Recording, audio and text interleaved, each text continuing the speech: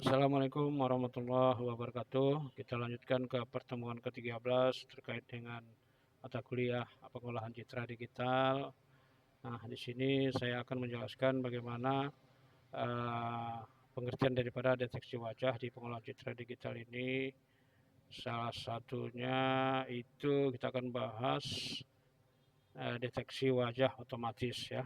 Nah, deteksi wajah otomatis ini kita akan lihat bagaimana pengertiannya. Saat mesin diberikan gambar statis atau video ya, atau video dari suatu adegan ya. Jadi mesin diberikan gambar statis ya, atau video dari suatu adegan, maka proses yang dilakukan yaitu mengidentifikasi atau memverifikasi satu orang atau lebih yang ada di dalam adegan menggunakan database wajah yang sudah sebelumnya disimpan. Nanti pada gambar 74 dapat dilihat alur proses pengenalan wajah sering digambarkan sebagai suatu proses pertama melibatkan 4 langkah ini menurut Bondi 2019. Nah, jadi pertemuan ke-13 ini kita akan lihat dulu bagaimana pengertian dari deteksi wajah otomatis.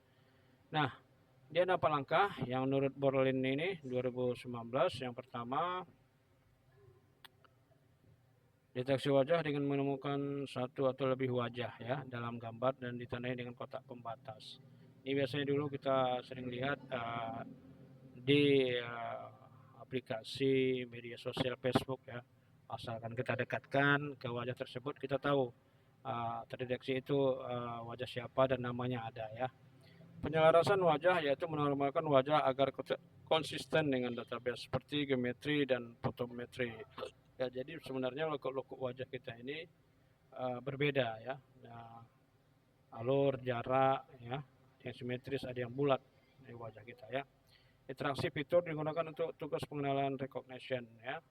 Jadi pengenalan wajah dengan melakukan pencocokan wajah dengan satu atau lebih wajah yang dikenal database yang telah disimpan. Makanya ada seorang katakanlah kalau di kepolisian itu dia bisa menggambarkan wajah orang yang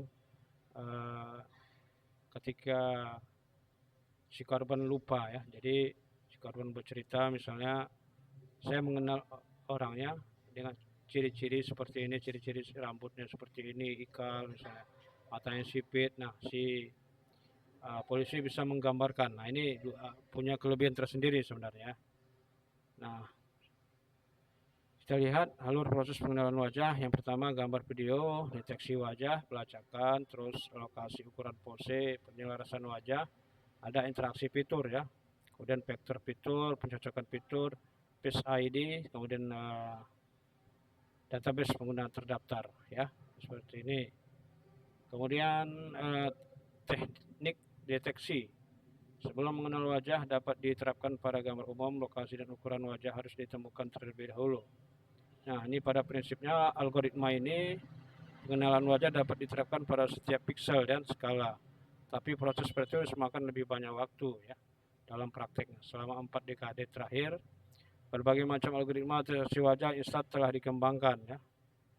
Saat ini deteksi wajah dapat diklasifikasikan menjadi 4 kategori, yaitu berbasis pengetahuan, kemudian berbasis fitur, berbasis template, atau berbasis penampilan. Ini ya pendapat dari Bernstein dan Sejelski tahun 2022.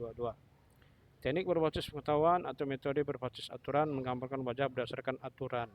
Tantangan dari pendekatan ini sulit menghasilkan aturan yang terdefinisi dengan baik. Teknik berbasis fitur untuk menemukan lokasi fitur gambar berbeda dengan seperti mata, ya, hidung dan mulut. Kemudian memverifikasi apakah fitur ini berada dalam pengaturan geometri yang masuk akal. Kemudian C, pendekatan berbasis template seperti Active Appended Models AMS ya, dapat menangani berbagai variasi pose dan ekspresi. Biasanya memerlukan inisialisasi yang baik di dekat wajah asli, sehingga pendekatan ini tidak cocok sebagai detektor wajah cepat real time. Nah, kita sering melihat waktu COVID dulu ya, waktu kita masuk dalam mall itu kan ada detektor pendeteksi suhu ya. Nah, Jadi kamera ngambil gambar dan dia tahu bagaimana suhu orang itu panas atau tidak, demam atau tidak, terus di atas keberapa, dan tahu mengeluarkan nilai ya. Kalau misalnya panasnya itu di atas misalkanlah 50 ya, 50 derajat atau 40, ini terdeteksi dia demam, tidak boleh masuk mall ya, seperti itu. Penindakan berbasis penampilan memindai pants persegi panjang yang kecil, tumbuh tindih berlapis dari suatu gambar dengan banyak objek wajah saat mencari kandidat wajah yang sesuai. Ya, untuk menangani variasi skala gambar biasanya diubah menjadi piramida sub oktav. Pemindahan terpisah dilakukan pada setiap tingkat ya. Kita lanjut. Nah, ini kita lihat ya, hasil deteksi wajah dengan manifold learning ya. Ini pendapat dari Rowley Baluja Kanade 1998 ya. Kalau kita lihat memang berbeda-beda ya, ada yang petak kecil, ada yang besar ya. Tak semua sama ya. Ini samanya dengan sidik jari kita ya. Sidik jari kita itu pasti berbeda-beda juga ya di setiap orang. Metode pendeteksi ini ya, selama 20 tahun terakhir banyak algoritma pengenalan wajah yang telah diusulkan. Di antaranya beberapa teknik metode sub ruang ya, atau disebut dengan metode berbasis penampilan, berikan kontribusi yang paling signifikan terhadap perkembangan teknik deteksi dan pengenalan wajah. Jadi berdasarkan jenis transformasi citra yang digunakan, metode sub ruang dapat dibagi lagi menjadi metode linear ya. Jadi ini ada 5 jenis berdasarkan deteksi wajah ya. Yang pertama, pengenalan wajah berbasis sub ruang. Ini mempertahankan varian maksimum di setiap arah sub ruang ortogonal ya. Jadi gambar wajah yang serupa dalam konfigurasi seluruhan tidak didistribusikan secara acak. Kemudian B, pengenalan wajah berbasis neural network. Ini solusi non-linear ya. Lebih lanjut untuk masalah pengenalan wajah adalah dengan memanfaatkan jaringan saraf. Nah, ini beda lagi ya. Keuntungan dari jaringan saraf, tiruan dapat klasifikasi dibandingkan yang linear adalah bahwa metode ini dapat mengurangi kesalahan klasifikasi di antara kelas-kelas tetangga. Secara umum, struktur jaringan sangat bergantung pada bidang aplikasinya, sehingga konteks yang berbeda menghasilkan jaringan yang sangat berbeda. Nah, kelas jaringan saraf ini dikenal sebagai peta pengendalian diri atau SOM ya. Juga diuji dalam pengenalan jaringan saraf berbasis keputusan probabilistik. Digunakan dalam deteksi wajah ya, misalnya pengelompokan mata dan juga dalam pengenalan wajah. Kemudian pendekatan berbasis jaringan saraf ini menemui masalah ya ketika jumlah kelas meningkat. Tidak cocok untuk tugas pengenalan gambar model tunggal karena beberapa gambar model per orang diperlukan melatih sistem. Yang ketiga, pendekatan dengan support vector machine ya. Pengenalan wajah merupakan masuk ke dalam permasalahan kelas K, di mana K adalah jumlah individu yang diketahui. Jadi mesin vektor pendukung yang berhubungan dengan metode klasifikasi biner dapat diterapkan pada situasi seperti itu dengan merumuskan kembali masalah pengenalan wajah dan menafsirkan kembali output dari pengklasifikasi SPM. Kemudian dalam ruang perbedaan, pengenalan wajah merupakan masalah dua kelas yang menunjukkan ketidakmiripan antara wajah orang yang sama dan ketidakmiripan antara wajah orang yang berbeda. Dengan memodifikasi interpretasi permukaan keputusan yang dihasilkan oleh SPM, metrik persamaan dapat dihasilkan antara wajah dipelajari dan contoh perbedaan wajah. Nah, ini ada dataset untuk face recognition ya. Ini kita ketahui bahwa data adalah orang yang sangat penting bagi pembelajaran mesin. Dengan sumber data yang berkualitas, maka akan menghasilkan model yang bagus pula. Ini sama halnya dengan dataset untuk face recognition pada computer vision ya, membandingkan berbagai teknik deteksi yang dijelaskan sebelumnya. Kemudian database wajah yang tersedia untuk umum berisi gambar wajah dengan berbagai macam pose, sudut, iluminasi, gerakan, penulis wajah dan warna iluminasi, seluruh rangkaian gambar serta anotasi hasil eksperimen. Ini ada contohnya yaitu ORL dataset, Aulo Fisik dataset, SM2PTS dataset, YL dataset, YLB dataset, MIT dataset, P dataset, UMIS dataset ya. Ada lagi Purdue, ada Pred, ada Pest in the Whale, Megapest, Widerpest, YouTube Tuberpest ya, banyak. Ini dari apa tadi ya? Apa namanya? Dataset untuk face recognition ya, pengenalan wajah. Kemudian deteksi visual 3 dimensi ya. Nah, ini ada deteksi dan pelacakan multi objek 3 dimensi adalah teknologi yang memungkinkan untuk mendeteksi instansi dari kelas tertentu. Ada banyak aplikasi seperti robotik ya, kendali otomatis, augmented reality, istilah kotak pembatas sering digunakan untuk mendefinisikan wilayah yang diinginkan untuk kemudian digunakan untuk mengklasifikasi dalam kategori masing-masing. Nah, ini menurut Wang Ye, mendeteksi target dimensi 3 bekerja dengan menemukan sebuah role ya pada citra dan menentukan posisi serta kategori. Jadi tugas PC komputer dalam analisa bentuk 3 dimensi ini memerlukan ekstraksi fitur bentuk 3 dimensi pula, seperti pengambilan bentuk, pencocokan segmentasi, estimasi posisi manusia, pelacakan hingga pemahaman suatu adegan kejadian.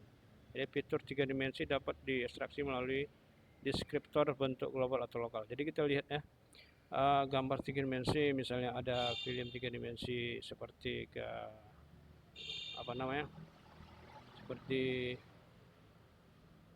film yang bertiga dimensi itu kan seolah-olah ada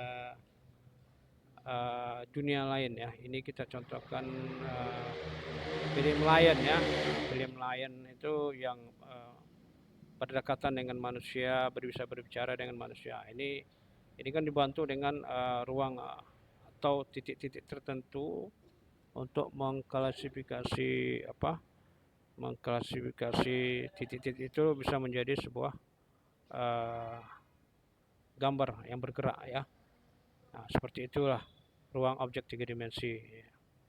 Kemudian sedangkan untuk 3 dimensi ke ruang vektor dengan dimensi terbatas, sedangkan deskriptor bentuk lokal lebih banyak digunakan karena tidak dapat berbentuk lokal untuk pencocokan bentuk atau segmentasi berbasis titik ya.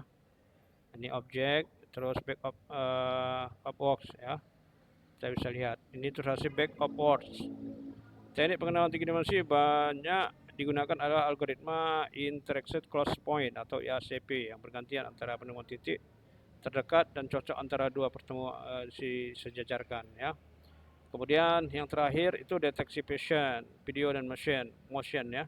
Deteksi motion dapat diinduksikan proses pendeteksi perubahan fisik pada posisi suatu objek sehubungan dengan latar belakang. Secara umum gerak dapat dideteksi menggunakan berbagai modalitas dan seperti inframerah, energi, frekuensi radio, suara getaran dan magnet. Deteksi objek bergerak ini proses pengekstraksi objek yang diinginkan dengan mengekstrak dari lingkungan sekitar untuk mengekstrak. Ini pendapat Marsan Sharma ya. Sebuah video tidak lain adalah serangkaian gambar. Video juga mengubah arsitektur model deep learning karena harus mempertimbangkan fitur temporal. Aplikasi video adalah tugas pelabelan video dengan kategori. Nah, ini berikut langkah-langkahnya ya. Langkah-langkah penting bagaimana proses mesin dapat memahami objek bergerak. Pertama, kita lihat video disegmentasikan ke dalam bingkai, kemudian dua gambar bingkai AB ya. Kemudian mengubah gambar AB menjadi skala abu-abu, menghitung perbedaan antara dua gambar. Jika perbedaan signifikan terdeteksi antara frame A dan B. Jadi dapat disimpulkan beberapa kekurangan yang terjadi. Ini contoh motion tracking objek bergerak. Demikian pertemuan ke-13 kali ini. Mudah-mudahan mungkin bisa sedikit banyaknya bisa diambil pelajaran dari sini, dan selanjutnya nanti mahasiswa bisa berikan komentar dan saran, dan pertemuan selanjutnya itu nanti ada di portal. Terima kasih atas perhatiannya. Saya ucapkan Assalamualaikum warahmatullahi wabarakatuh. Iluminasi gerakan, penulis wajah dan warna iluminasi seluruh rangkaian gambar serta anotasi hasil eksperimen. Ini ada contohnya yaitu ORL dataset, Aulo Fisik dataset, SM2 PTS dataset, IL dataset, ILB dataset, MIT dataset, P dataset, UMIS dataset ya. Ada lagi Purdue, ada Pred, ada Pest in the Whale, Megapest, Widerpest, YouTube Tuberpest ya, banyak. Ini dari apa tadi ya? Apa namanya? Dataset untuk face recognition ya, pengenalan wajah. Kemudian deteksi visual 3 dimensi ya. Nah, ini ada deteksi dan pelacakan multi objek 3 dimensi adalah teknologi yang memungkinkan untuk mendeteksi instance dari kelas tertentu. Ada banyak aplikasi seperti robotik ya, kendali otomatis, augmented reality, istilah kotak pembatas sering digunakan untuk mendefinisikan wilayah yang diinginkan untuk kemudian digunakan untuk mengklasifikasi dalam kategori masing-masing. Nah, ini menurut Wang Ye, mendeteksi target dimensi 3 bekerja dengan menemukan sebuah role ya pada citra, menentukan posisi serta kategori. Jadi tugas PC komputer dalam analisa bentuk 3 dimensi ini memerlukan ekstraksi fitur bentuk 3 dimensi pula, seperti pengambilan bentuk, pencocokan segmentasi, estimasi posisi manusia, pelacakan hingga pemahaman suatu adegan kejadian. Jadi fitur 3 dimensi dapat diekstraksi melalui deskriptor bentuk global atau lokal. Jadi kita lihat ya, gambar 3 dimensi, misalnya ada film 3 dimensi seperti apa namanya, seperti film yang bertiga dimensi itu kan seolah-olah ada dunia lain ya. Ini kita contohkan film Lion ya. Film Lion itu yang berdekatan dengan manusia, bisa berbicara dengan manusia. Ini kan dibantu dengan ruang atau titik-titik tertentu untuk mengklasifikasi titik-titik itu bisa menjadi sebuah gambar yang bergerak ya. Nah, seperti itulah ruang objek 3 dimensi. Kemudian sedangkan untuk 3 dimensi ke ruang vektor dengan dimensi terbatas, sedangkan deskriptor bentuk lokal lebih banyak digunakan karena tidak dapat berbentuk lokal untuk pencocokan bentuk atau segmentasi berbasis titik ya. Ini objek, terus back upwards ya. Kita bisa lihat ini terasi back upwards. Teknik pengenalan 3 dimensi banyak digunakan adalah algoritma Intersect Close Point atau IACP yang bergantian antara penemuan titik terdekat dan cocok antara dua pertemuan disejajarkan ya. Kemudian yang terakhir itu deteksi vision, video dan motion ya.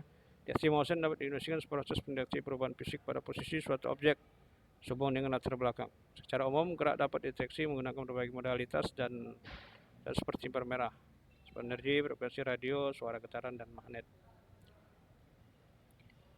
Deteksi objek bergerak ini proses pengekstraksi objek yang diinginkan dengan mengekstrak dari lingkungan sekitar untuk mengekstrak. Ini pendapat Marsan Sharma ya. Sebuah video tidak lain adalah serangkaian gambar. Video juga mengubah arsitektur model deep learning karena harus mempertimbangkan fitur temporal. Aplikasi video adalah tugas pelabelan video dengan kategori. Nah, ini berikut langkah-langkahnya ya. Langkah-langkah penting bagaimana proses mesin dapat memahami objek bergerak. Pertama, kita lihat video disegmentasikan ke dalam bingkai, kemudian dua gambar bingkai AB ya. Kemudian mengubah gambar AB menjadi skala abu-abu, menghitung perbedaan antara dua gambar. Jika perbedaan signifikan terdeteksi antara frame A dan B. Jadi dapat disimpulkan beberapa kekurangan yang terjadi. Ini contoh motion tracking objek bergerak. Demikian pertemuan ke-13 kali ini. Mudah-mudahan mungkin bisa sedikit banyaknya bisa diambil pelajaran dari sini. Dan selanjutnya nanti mahasiswa bisa berikan komentar dan saran, dan pertemuan selanjutnya itu nanti ada di portal. Terima kasih atas perhatiannya. Saya ucapkan Assalamualaikum warahmatullahi wabarakatuh.